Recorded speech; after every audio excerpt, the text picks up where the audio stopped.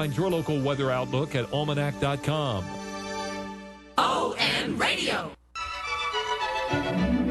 Music all day, the wonderful ON way. Right, day and night. WOON Woonsocket.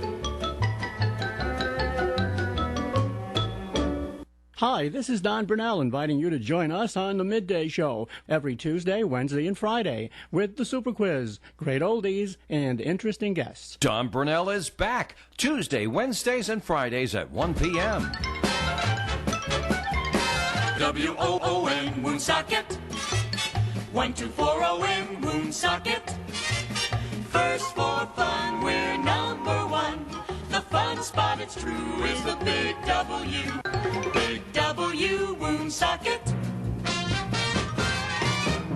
Are you tired of the same old dishing and depressing chatter in the morning radio? Then don't get down. Get up with me, Dave Richards, from 5 to 8 a.m. each weekday. On the Road with Joe, fun, the trivia quiz, and interesting stories, and your favorite tunes by your request. Don't get down. Get up with Dave. Weekday mornings only on ON, AM, and FM.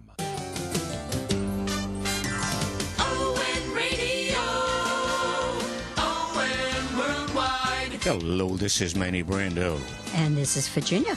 Together, we bring you the Manny Brando Show every Sunday morning from 9 to 10 a.m.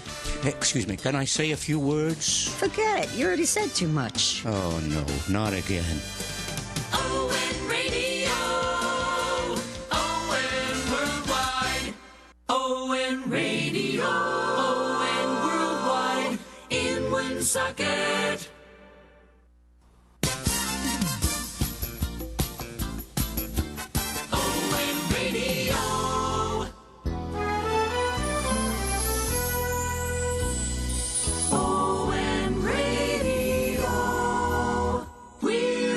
Here for you, ON Radio.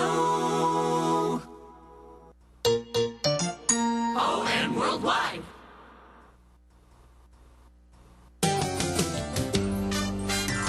ON Radio.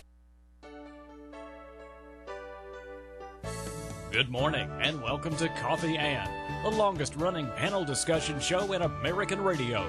To make a comment or ask a question to the panel, call 401-766-1240 or email at joe@onesocketradio.com. And now, let's join the Coffee and panel on ON 1240, WOON Woonsocket Radio. And now here he is from his residence, Joe Callahan, our moderator. Thanks, Dave. It's Monday morning. It's May 11th. And the sun is shining now, but we get some clouds coming in and some rain coming in a little later this afternoon. This is Joe Callahan, like Dave said, and that's Dave right over there. Good morning, Dave. Yes, and I have Chief of the Woonsocket Police Department, Tom Oates, on the line. Good morning, Chief. Good morning, Dave. Good morning, Joe. Good morning, Chief. A little tough to hear the Chief, Dave. Can we... All right, I can boost him up for you. You still there, Chief? I'm here. There we go. I can hear him much better. Okay. All right. Any comments or questions for Woonsocket Police Chief Tom Oates, please call him in, 766-1240, or email him in to me, joe@onesocketradio.com. Our first segment sponsor of the Coffee and program is Windermere Woods. Windermere Woods, located at 1044 Menden Road in Woonsocket. Windermere Woods, 401-762-4226, and also on the web at windermerewoods.com. Live at Windermere Woods in a nice atmosphere that provides caring, security, and comfort. Once you move in, you'll want to stay at Windermere Woods for many years and be happy. It's a comfortable place to live and meet new people, enjoy regular meals, and get peace of mind. Windermere Woods is a small community with a nice, friendly atmosphere, and Windermere Woods is affordable. Windermere Woods offers such programs as housekeeping services, transportation to doctor's appointments, and to shopping. Windermere Woods is a very secure facility, 24/7 staffing. Someone's there day and night. They provide social entertainment activities and invite you to come by and visit. Windermere Woods, 1044 Menden Road, Woonsocket, 401-762-4226. Windermere Woods. All right. Once again, Coffee Ann here on ON Radio. And Woonsocket Police Chief Tom Oates is with us, and we wanted to have the chief on because this week is National Police Week. Right. Isn't that Hey, Joe, can I ask the chief, do you know when they're going to have the hoopla for the 5 new officers? Because I know you had kind of like, you had a swearing-in ceremony, but without the usual excitement and family and all the rest of that sort of stuff.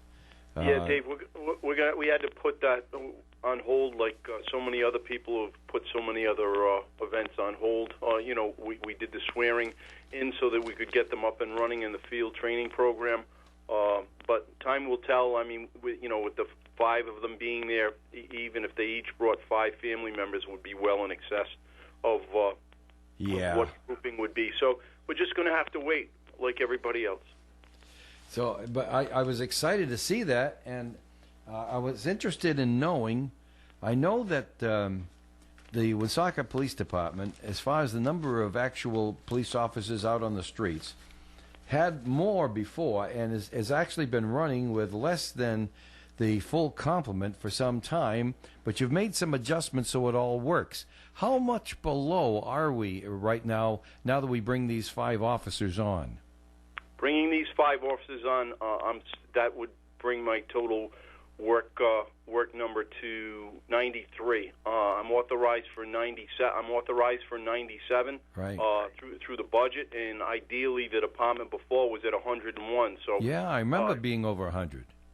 Yeah, so we've been trying to get to that number. The problem is also we were we're in the process of a recruitment drive in doing testing for in March for a new academy class to add more officers to the department. But all of that was also had to been put on hold.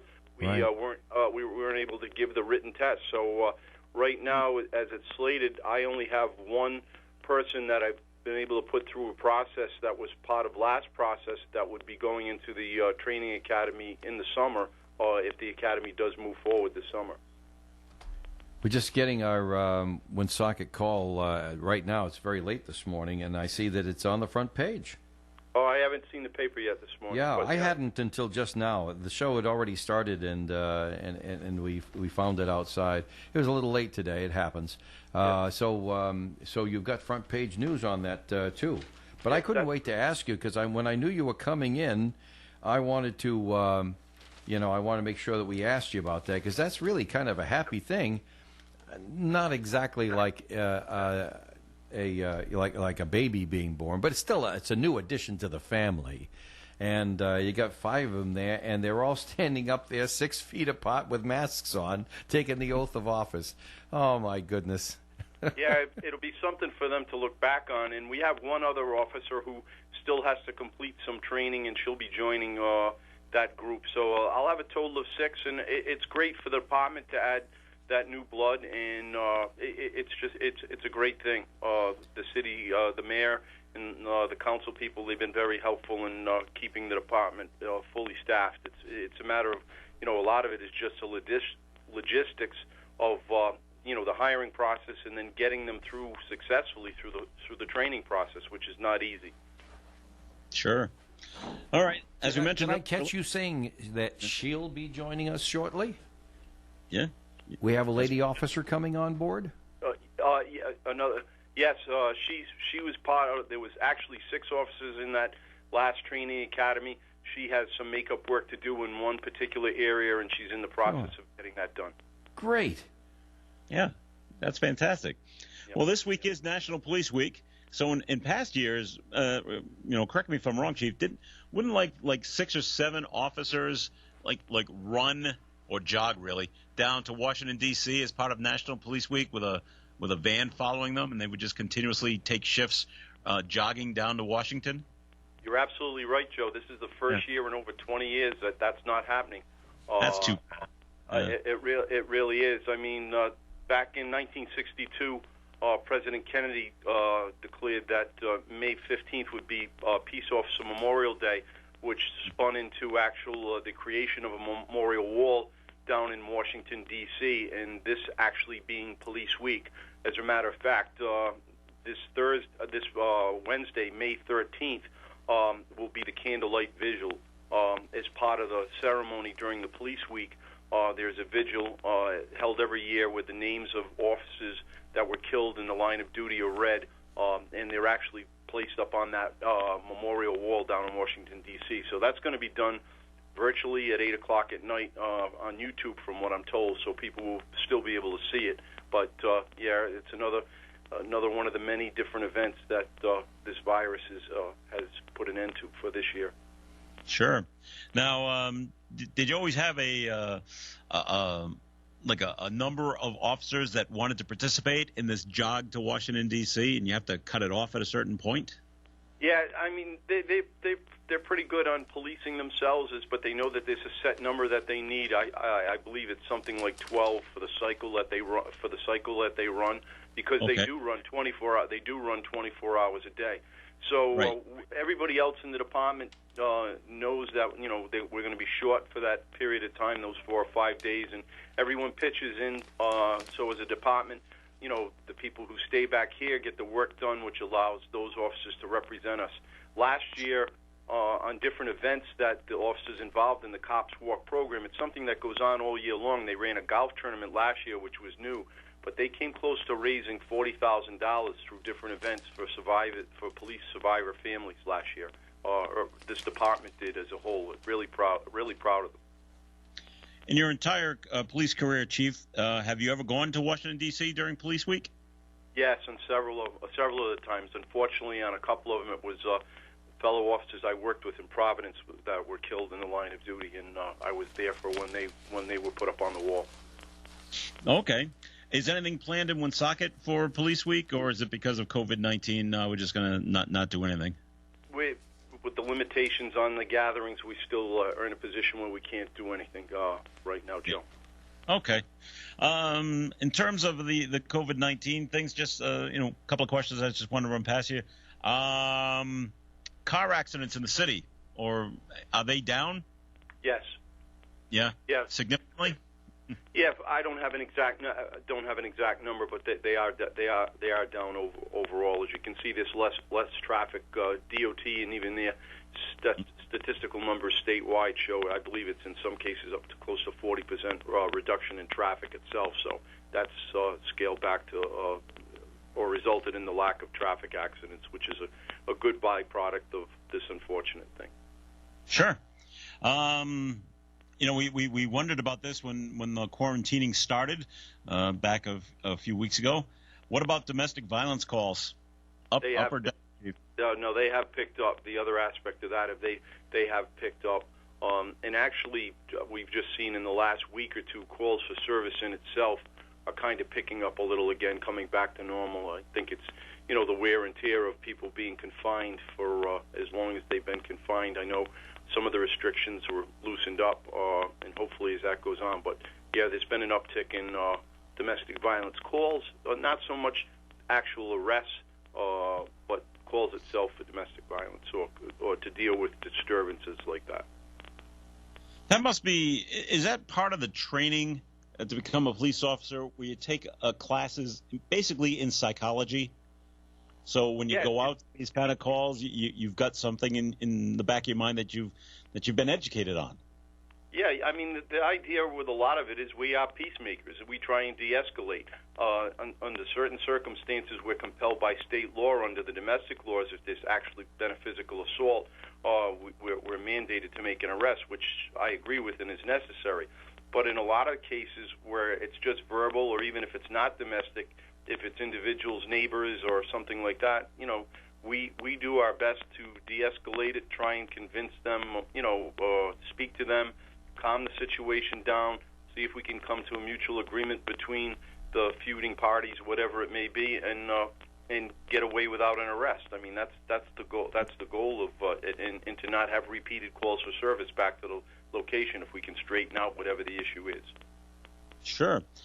I wonder if the case is where either party has not called the police. Let's say a neighbor has called the police, and then you show up, and are some of them more embarrassed now that the police have shown up to their house or their apartment, and they didn't realize that they were being so loud?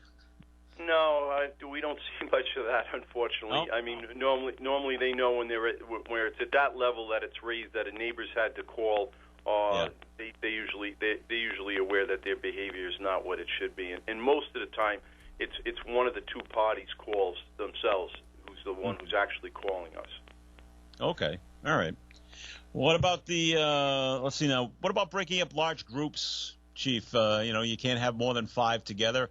Are you starting to see more larger groups gathering together now, or has that not started really yet? Because the weather's been okay, but nothing really warm. We haven't seen that, but I have two dedicated patrols that are out during the day hours. I won't give the exact hours, but they're in 4-hour blocks, and they're monitored. Besides the regular patrols who monitor the activity, but they're checking even for compliance in some of these stores and make sure that they're following the policies that the governor has set forward in her orders. And we've seen good compliance. Occasionally, there's 1 or 2 people that we have to be reminded about. And we do get calls about people, especially now with the mask issue. People trying to get into places without wearing a mask. So that we're getting a little bit of it, but not anywhere near the volume that I expected that we'd be getting. Well, that's good I got news. to ask the chief with regards to that. Obviously, you can't be everywhere, but there's a feeling I know among people that, to a certain extent, you don't want to get into everybody else's business. But would you recommend citizens, if they see people violating social distancing or going into places or forcing themselves in to places without the proper mask or something like that, should they call the cops, or how do you think that ought to be handled by your average citizen? I think depending on the circumstance, we certainly don't have the resources to respond to all of that. And I mean, and some of it is ignorance. It's not people intentionally doing it wrong. So we're relying on the business owners and the store owners for that type of enforcement. I mean, obviously, if we're out and we see it, we'll be involved. And again, we're not looking to arrest or to summons. We're looking for compliance. It's for their safety and everyone else's safety. I'm not sure I'm in agreement with some of the people that I've heard about shaming people or doing that. I mean, I don't think that there's a problem if you're comfortable with it to say to someone, hey, you should have a mask on, but don't do it in a confrontational manner. And if the person does seem to be agitated at all, I wouldn't do that. Yeah. Otherwise, they could be calling you for a much more serious reason. Right. And I mean, everybody's emotions are high, and there are caveats where, depending on your medical condition, where you're not required to wear the mask. So you're right about that. Right. Yeah. So I've seen some cases where there's been overreaction, even by law enforcement, unfortunately, that I've seen clips nationwide that, it's not where we want to go. The last thing I want is my officers wrestling with someone over the fact that they don't have a mask on. Yeah, right. My goodness. Oh, and we got to take a break, right, Joe? Yes. But when we come back, I don't know if you got a chance to learn about what happened. You just talked about, hoping that your officers all stay safe and everything. There was an incident in Cumberland yesterday. We might discuss that when we come back from the break. Okay. All right, and this segment of the Coffee and program has been sponsored by Windermere Woods. More coming up. Comments and questions for the Chief, call them in, 766-1240. Windermere Woods, located at 1044 Mendon Road in Woonsocket. Windermere Woods, 401-762-4226, and also on the web at windermerewoods.com. Live at Windermere Woods in a nice atmosphere that provides caring, security, and comfort. Once you move in, you'll want to stay at Windermere Woods for many years and be happy. It's a comfortable place to live and meet new people, enjoy regular meals, and get peace of mind. Windermere Woods is a small community with a nice, friendly atmosphere, and Windermere Woods is affordable. Windermere Woods offers such programs as housekeeping services, transportation to doctor's appointments, and to shopping. Windermere Woods is a very secure facility, 24/7 staffing. Someone's there day and night. They provide social entertainment activities, and invite you to come by and visit. Windermere Woods, 1044 Minden Road, Woonsocket, 401-762-4226. Windermere Woods. I'm here with Kara Benjamin of the Benjamin Insurance Agency. Kara, what's most important to you as a business owner? The most important thing to me as a business owner is to be there for my customers in the moment of truth. It's not just writing the policy and you're done. It's about being there for my customers when there's an accident, a fire, or even a death. Helping them get through tough moments in life. That's my job as an agent. You're in good hands with Allstate and Kara and Celeste Benjamin of the Benjamin Insurance Agency, 125 Eddie Dowling Highway, across from Dowling Village in North Smithfield, 765-5000. Our business is truly a referral business, and we have built it based on our premier service level and commitment to what we do. If you are looking for personalized service with people who care, that would be us. America is kept safe because the Army National Guard responds, protects, and supports our nation when it needs them most. The Army National Guard responds to disasters such as wildfires and floods. They protect us with missile defense, cybersecurity, and civilian support teams for chemical, biological, and radiological hazards. Be there for your community and your country. Visit NationalGuard.com to learn more about part-time service. Sponsored by the Rhode Island Army National Guard. Aired by the Rhode Island Broadcasters Association and this station. The Coffee and Panel is enjoying coffee from Down East Coffee in Pawtucket. They're a 62-year-old family business that roasts all its coffee right here in Rhode Island. Founded originally as Excellent Coffee Company, they provide great coffee to food service establishments throughout New England. We're local and live at 99.5. It is Coffee In on ON, AM, and FM. Thanks for joining us this morning. This is Joe Callahan along with Dave Richards. And Woonsocket Police Chief Thomas Oates is joining us by the phone. And we just before the break, we wanted to mention about the shooting incident that took place in Cumberland on Saturday night. I'm sure you heard about it, Chief. And very little information about that. Chief, Yes. is that protocol now when there was a discharge of a police officer's weapon that everybody is mum? I see you got they had, not you, it's not your department, have the Attorney General's office in there, plus the stateies come in. Is that all normal protocol, or is they just that's how they do it in Cumberland, do you think?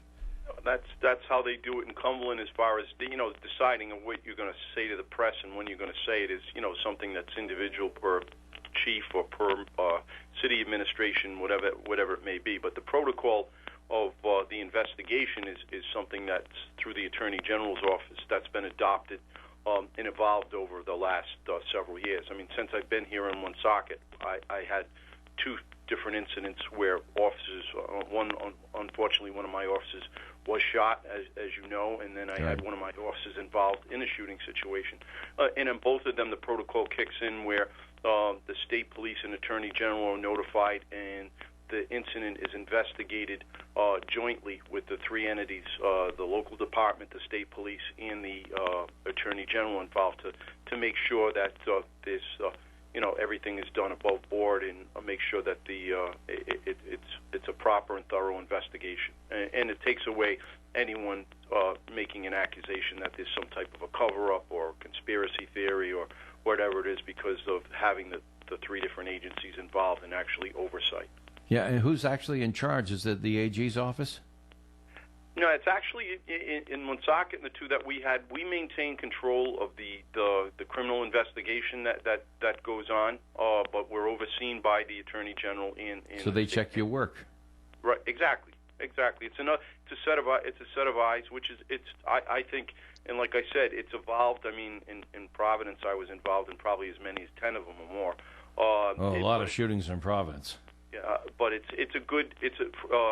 compared to the way things were done before, it's a much more thorough venue for examining what exactly happened, and it takes a lot of the criticism away because it's open and transparent, really. Well, the theme is National Police Week this week, and the theme for your visit today we're with Police Chief Tom Oates from Woonsocket. But you spent a lot of time in the Providence Police Department before you became chief here in Woonsocket. We're glad you made the choice to come to Woonsocket because it's really been very, very nice. But I've noticed a couple of things. because we just touched upon shootings in Providence, and it made me think. You know, I would come in on Monday morning and there would be the obligatory shooting or stabbing at a nightclub in Providence week after week after week after week. Of course, all that stopped in March, didn't it, when they shut down all the nightclubs? Is there really that much crime in Providence, or does it just look like it? No, it's really their shootings from when I was there. Actually, you know, in the 80s and 90s. We were close to some point in the 90s, over 200 shootings a year. Over 200 shootings a year, not murders, but people shot. Well, that's more than one every other day. Yeah, I think this year, and I don't have their stats, but I mean they're extremely low. I mean they were below 50, I believe. You know, so they've done a great job.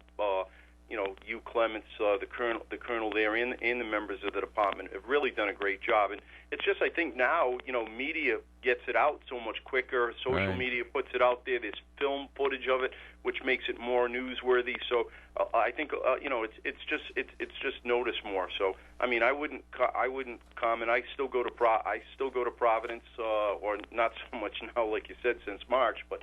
You know, never had to worry about going down to the restaurants or to visit down. Right. Well, it was the usual places, Chad Brown, nightclubs, and places like that, South Side, where there were hot spots, and there are in every city, I suppose. But talking to Colonel Clements, and we still stay in touch, the fact of this, you know, a lot of the activity evolved around the nightlife, where on Thursday, Friday, and Saturday nights, it was very busy with assaults. You know, even if it wasn't a shooting, it was a stabbing or a serious assault. Right. But due to the fact that all those establishments are now closed, their crime has really gone down. Really? Well, I suppose there's a silver lining behind every cloud, huh? But boy, is this a cloud. This is a tough way. This is a tough way to get at that problem. Sure. How's your staff at the police department? Yeah.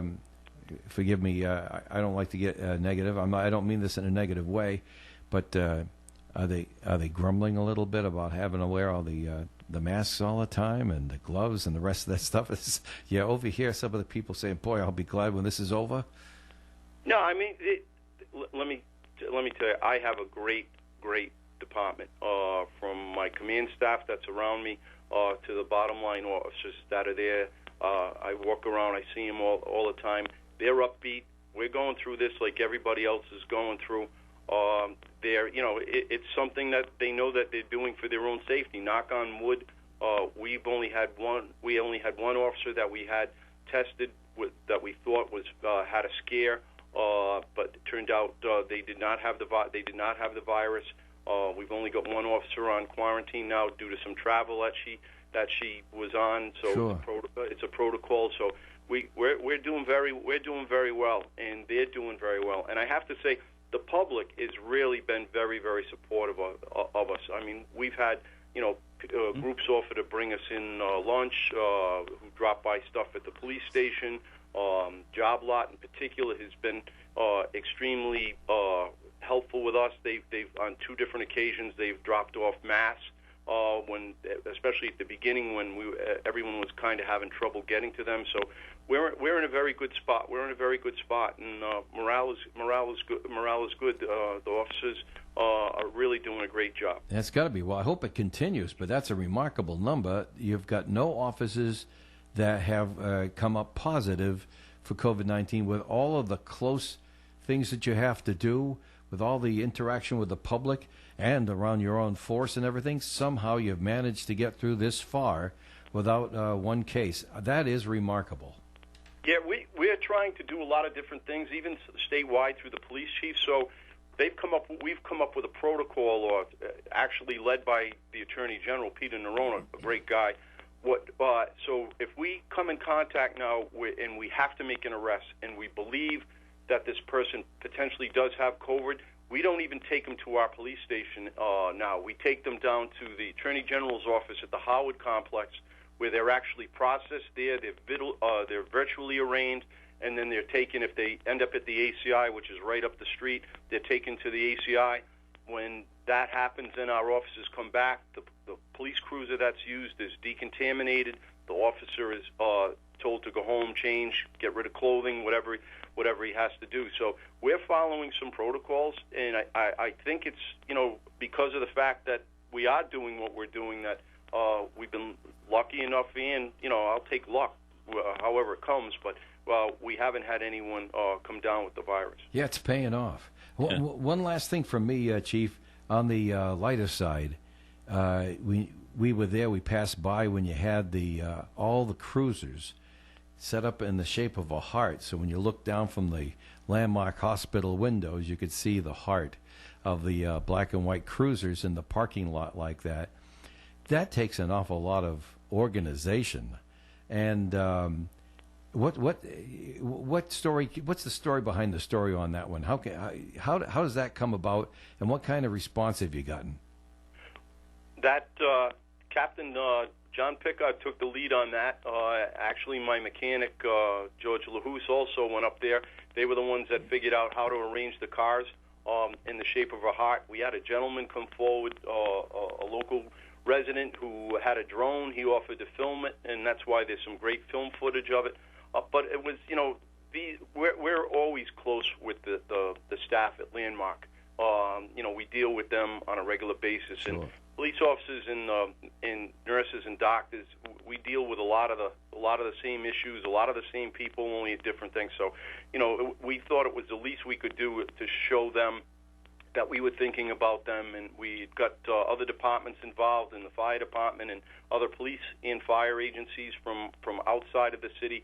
So the overall believe it or not, we did have a couple people that responded negatively.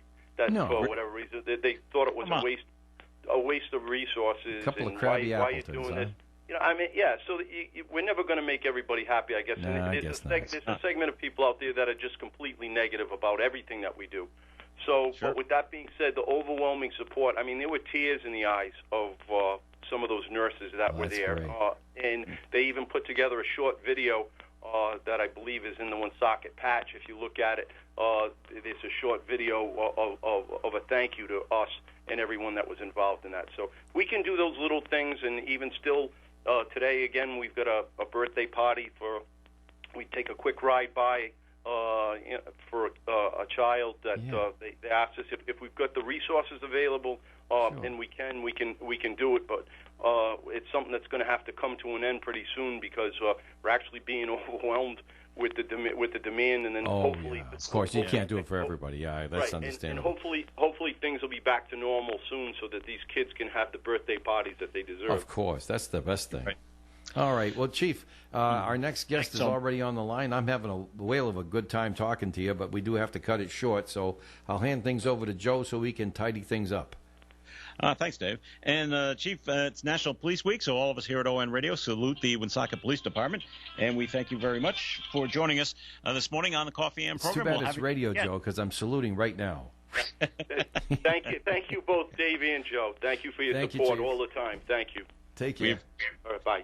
Great, Chief. And it's time for the forecast right now, which is being brought to you by CVS. Today we have sunny skies this morning, clouds coming in this afternoon. Showers and thunderstorms are possible after 2 p.m. Some of the storms can produce some small hail and gusty winds. High temperature today will be near 60 degrees. Tonight, mostly cloudy, partly cloudy skies with a chance of showers and thunderstorms before 8 p.m. Low temperature tonight around 39. Tuesday's weather, sunny with a high near 56. Tuesday night, mostly clear, low around 34. Wednesday, sunny, high near 59. Thursday, mostly sunny. There is a slight chance of some showers very late Thursday afternoon and a high near 67. And currently outside the Navigant Credit Union Broadcast Studio at the corner of Park Avenue and Kennedy Street, sunny skies and 54 degrees. Get free 1 to 2 day delivery of prescriptions and store essentials from CVS. Visit them online or call your local CVS to learn more.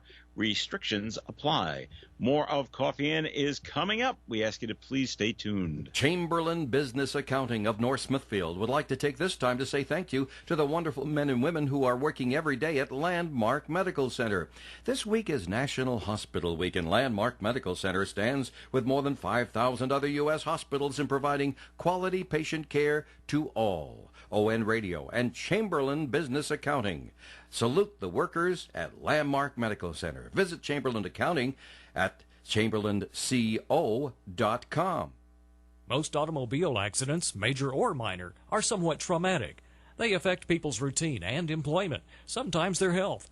That's why Micho's Auto Body is committed to addressing all phases of accidents, including repairs, reports, rentals, and stress. They offer the full package.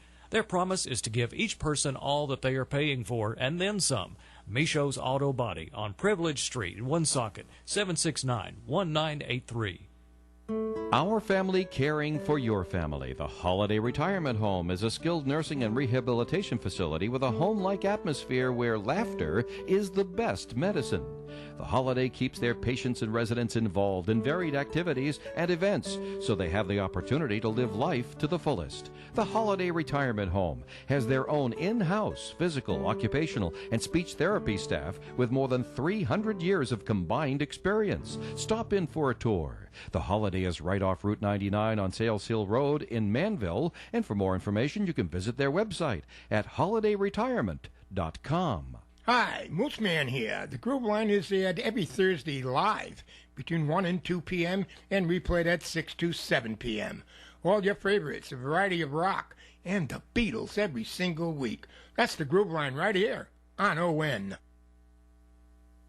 The program is being sponsored by The Call newspaper. The Call is proud to announce a new and improved daily classified advertising program for our newspaper readers, subscribers, and advertisers. Blackstone Valley Values is a more affordable local buying and selling marketplace every day of the week. Lost and found, apartment rentals, items for sale, homes for sale or rent, and even job listings will now be even more within your reach. As always, if you have something you want to sell, call us today with your ad, and it'll appear in the next day's call. Be sure to contact us, though, before the 3 p.m. deadline. Furthermore, if you're a subscriber to The Call, you'll benefit from value member discounts and possibly some free advertisements with this new program offer. The Call continues to be dedicated to you, as we have been for over 120 years. Call us today and learn more about our new classified program at 767-8503. To subscribe to The Call and become a valued member, call today, 767-8522. It is Coffee In on ON AM and FM. This is Joe Callahan here with Dave Richards, and we're being joined on the phone right now by Mike Strout, owner of Gottaque Smokehouse Barbecue on Menden Road in Cumberland. And good morning to you, Mike. Well, good morning, guys. What's up? Mike, did you bring us any goodies? I'll bring you anything you want. Just got to call it out. I like that. We're having some fun with you, Mike, because this morning when Joe said you were coming on the show, I said, hey, is he bringing any goodies? You said, well, he'll be on the phone. So it's going to be kind of difficult. I'd be happy to deliver if you guys are hungry. Oh, that's sweet of you. That's not what I meant, though. Okay. No, but that's okay. So, Mike, we're going on 6 or 7 weeks now, this where you cannot have people in your restaurant, but you can have takeout, and you do delivery in the Cumberland area. Is it just Cumberland, or do you go out into the other towns as well? We'll go about 6 or 7 miles out. So we find ourselves in Woonsocket. We find ourselves in Attleboro. We find ourselves, in a little bit of Pawtucket, a little bit of East Providence. We usually take it one by one. If we only got one delivery and somebody's asking, we get people asking us to come, down to South County somewhere. It's like, no, I don't think so. Yeah, right. That's a little too far. If you can get there in 10 or 15 minutes tops, one way, then it works. Otherwise, you're not taking care of the rest of your customers. That's true. No, we actually, I have to say this, I have the most phenomenal staff one would ever meet in their entire life. And these guys, I have a staff of 28 people, and I have 23 of them working full-time right now, have had since we started. Mm-hmm. And they just, you talk about taking care of customers, they have got it down to a science. So nice. Do they come right up with the truck, or is it all done in the kitchen? No, we have our big 1,500 square foot catering kitchen back there that we use for the restaurant and for catering and for the trucks. We have our full kitchen staff back there. We have a good amount of our front of house staff still here, and we're cooking. We're cooking as much product now as we typically do when the restaurant's open. Nice. That's great. So, and that's a tribute to our customers. We have such a phenomenal customer base. You certainly have a wonderful. you certainly have a wonderful reputation, Mike. I don't think we mentioned this to you, but a couple of Fridays ago, we're here, and Paul Vanas, the real estate guy, is finishing up his program. He says, I'm going to go up to Gatineau and pick up some ribs for dinner tonight. At the end of his show, he's just closing off, and I says, boy, that sounds pretty yummy. But he was all set. I asked him afterwards how it came out. I says, it was great. Just walk up there, tell them what you want. They bring it out. Yep. So, Mike, have you had to change anything with your menu because of COVID-19? Are you offering less, or are you still offering your entire menu? No, the entire menu was way too big. We cut the appetizers out. We cut some of the extra sandwiches out. We've gone back pretty much to our regular barbecue menu that we've had for so many years, and because that menu allows us to cook ahead, hot hold, cold hold, and serve. So it gives us a whole lot better customer service times. People aren't waiting for hours to get their food, and it's also more cost effective because we're not buying all the extra product. And right now, because the meats and stuff are starting to get really scarce, we buy ahead every week, every chance we get. I'm buying. I think like last week, I spent like $8,000 just buying pork and brisket for the, trying to stay ahead. Well, you have to too, and that's not cheap stuff, right? That's not cheap meat. No, our brisket that was typically $3.69 a pound, roughly, sitting about $6 a pound right now. Have you noticed that too? Joe, I don't know if I mentioned it to you, but just shopping around, of course, you go into supermarkets now, and it's like, there's nothing there. One supermarket we went to, they've got like 3-week-old corned beef there and nothing else. Yeah. Not even any fish. But when you do see Hamburg at some of the other markets, it's like $6 a pound for just Hamburg.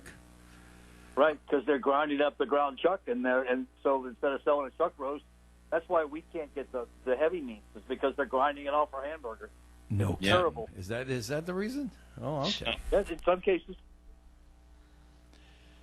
Wow. So, yeah. You get the story behind the story, I'll tell you, Joe. That's I had right. no idea. So, what seems to be the most popular for takeout at your place, Mike, at Gatineau? Right now, we back before we closed, we had put our St. Louis ribs, my competition ribs, on the menu. There was a bit sweeter rib, and they're different. But a lot of people that know barbecue well know spare ribs. So we tried them. Now I can't keep them in house right now. On Thursday, Friday, Saturday, and Sunday, we're literally selling between 40 and 60 racks of ribs every day.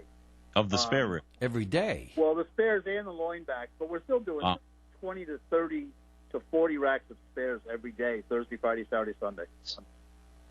Loin backs. I'm not familiar with that term. What do they call that besides loin backs? Loin back ribs are big babies. What they are is as you look at the pig, it's up at the top is smaller, and as you go down, they get bigger. So babies are about a pound and a half. Typically, where the loin backs are 2.5 to 3.5 pounds. Oh, I see. And then you hit the spares, and they're more like 3.5 to 4 to 5 pounds. My goodness. So, yeah. All right. Now, you said you have a very loyal customer base, which is great. So, do you see a lot of the same businesses coming to your establishment, either for dinner or for lunch? Yeah, we do. We're feeding. We actually it's become such a neat thing because we're actually feeding other restaurants. Really? The other restaurant owners, all of us have been sort of working together. So we've had several of the other restaurants that have called and actually gotten orders from us to feed their staff, and we've done the same with them. So we might decide to get pizzas, and we'll call down to Supreme Pizza, for instance, and get pizzas. We had Greg Davenport a couple weeks ago that called us from Davenport's on London Road, and he ordered for his staff and ordered a big order of food from us to have delivered to him. Nice. And it's just the people working together. It's such a phenomenal thing to see. It really, really is. And it's such a wonderful thing to be part of. Sure.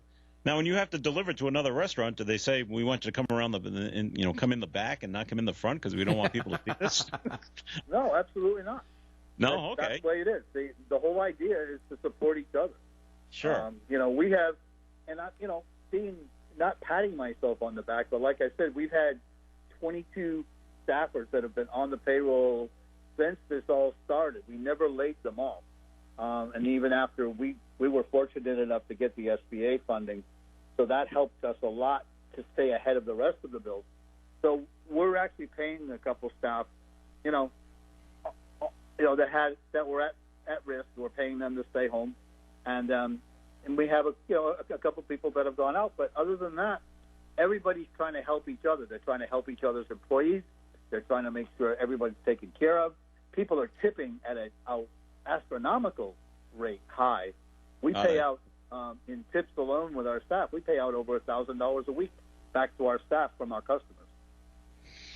I've noticed that too. I try to loosen it up. I mean, if somebody's there working under tough conditions, with the mask on and the rest of that stuff, I try to loosen up a couple of extra bucks more than I would anyway. And you say that that's going on all across the area?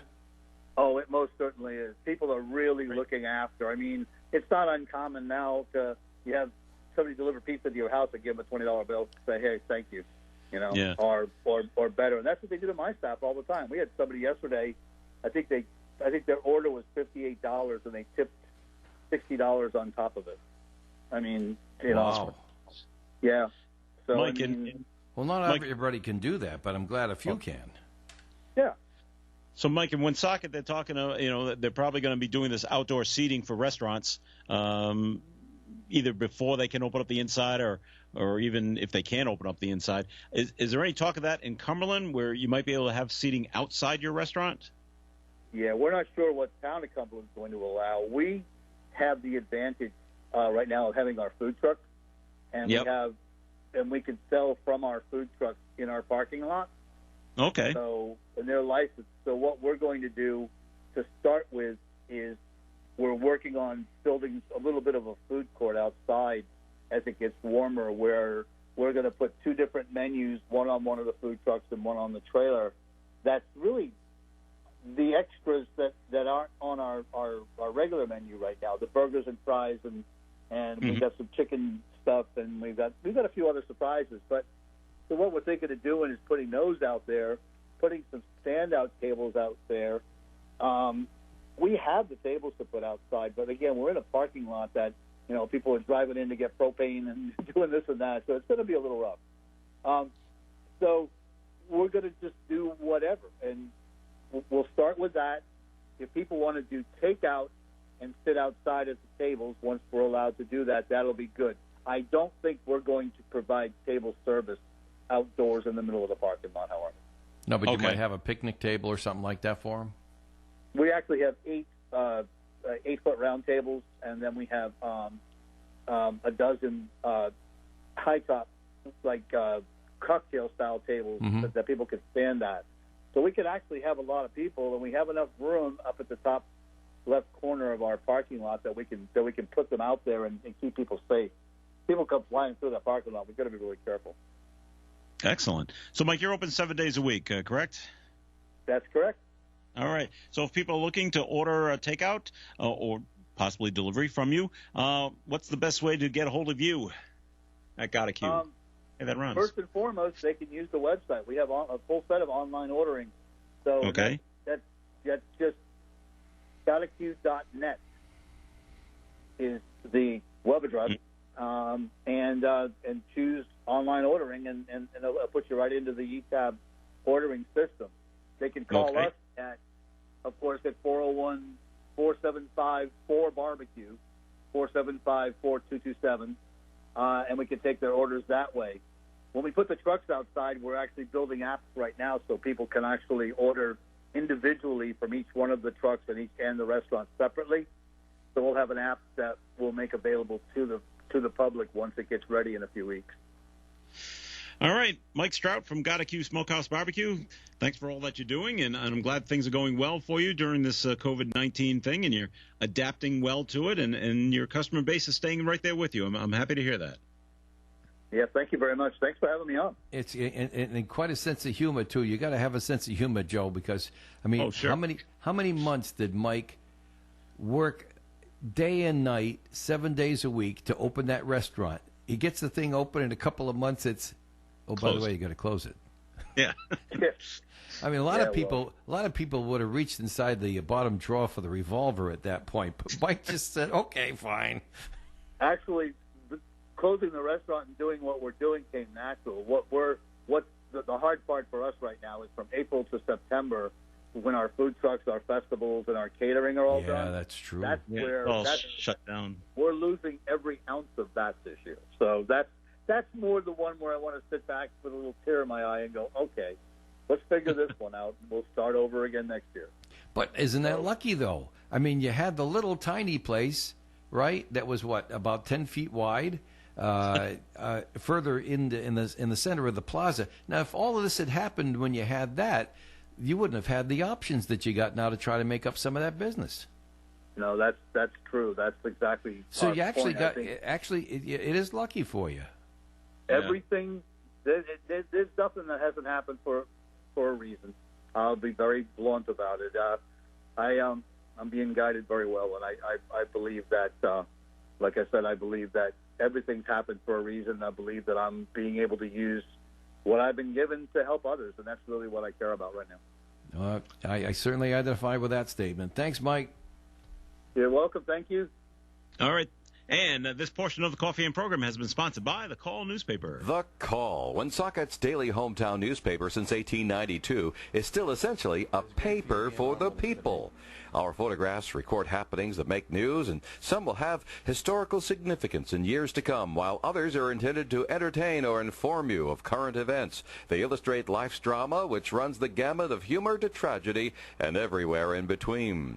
We're more than a reporter of daily news. Many readers continue to look to our paper for entertainment and relaxation offered by cartoons, comics, and other lighter features offered daily. In addition, we provide you with dates, times, and places of social event happenings throughout the community. Local sports covered daily by award-winning sports staff writers. If you're not subscribing to your local daily newspaper, you should. Call us today at 767-8522. Home delivery is just a phone call away at 767-8522. We take great pride in our publication and our sincere wish to serve you, our readers, at The Call.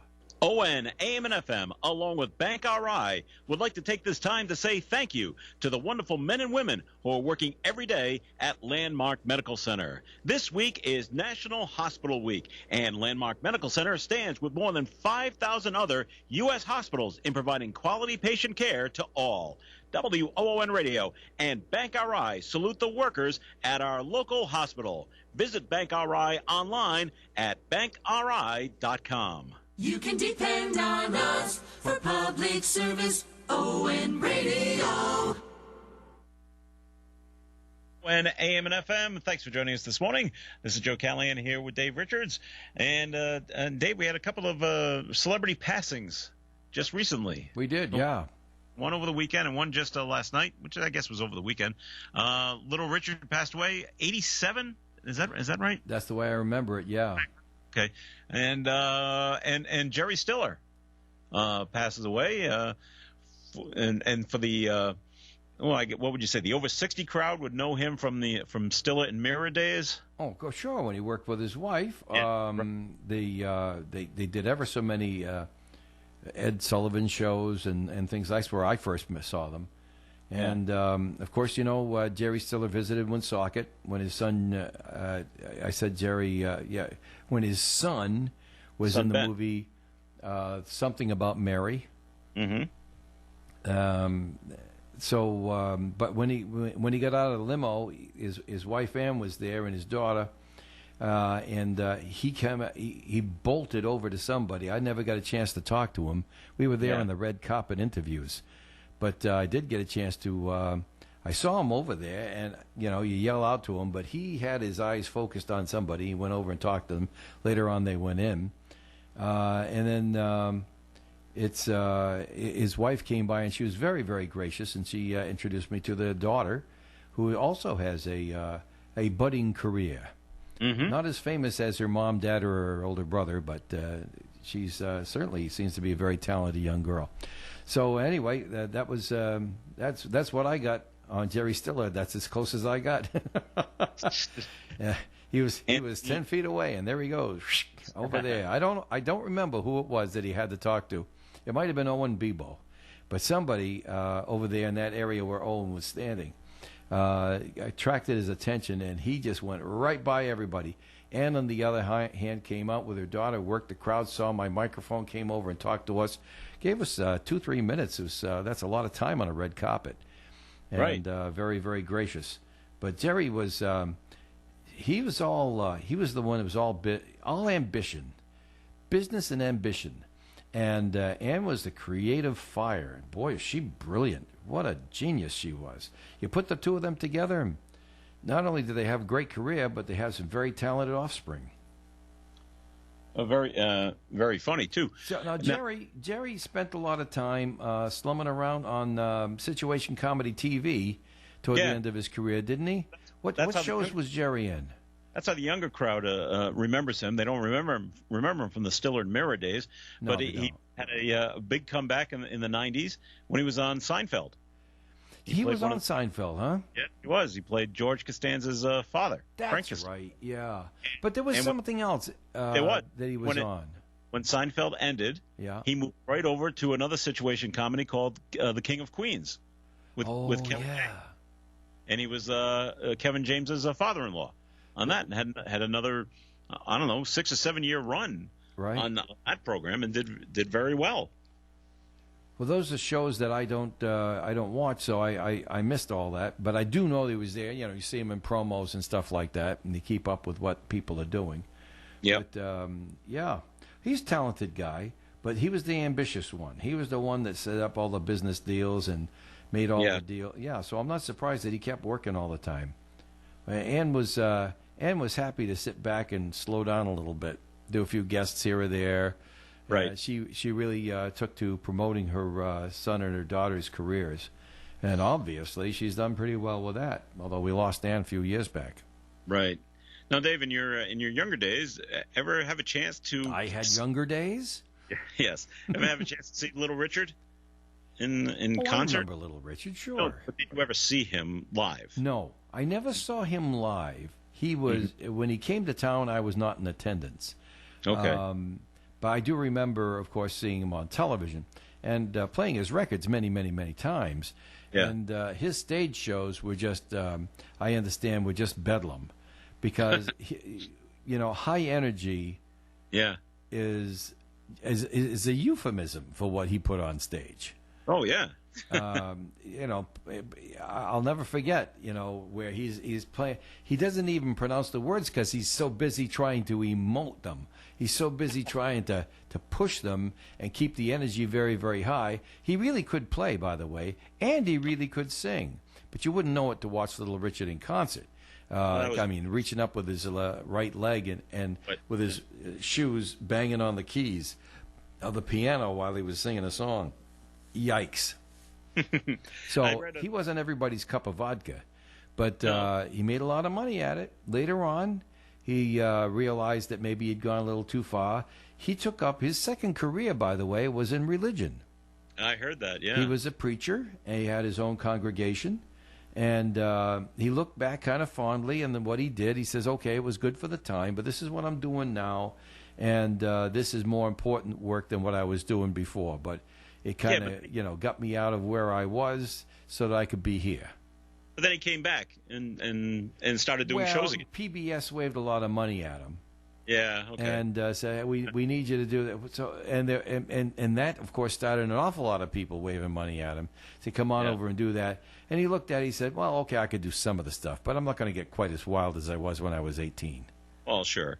And over the weekend, I read a clip from Elton John. So when Elton was younger, and he said, I saw Jerry Lee Lewis and Little Richard playing the piano, and he said, that's it. That's for me. That's what I'm. Are you kidding me? I didn't know that.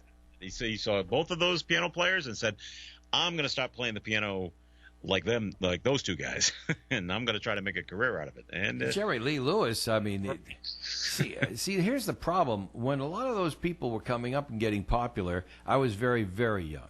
Later on, they were still in their careers, and you would examine them in music class. But see, as I was being brought up in music, there was an awful lot of prejudice there. They said, we want you to be a serious musician, Dave, and we want you to learn how to do stuff. That's show business. That's not music. Yeah, okay. And, like, for instance, if I ever took my 3 fingers on my right hand and went across the keys of the piano, I'd have got my knuckles wrapped. But that's all Jerry Lee Lewis did. Yeah. And you should have listened to Jerry Lee. Yeah.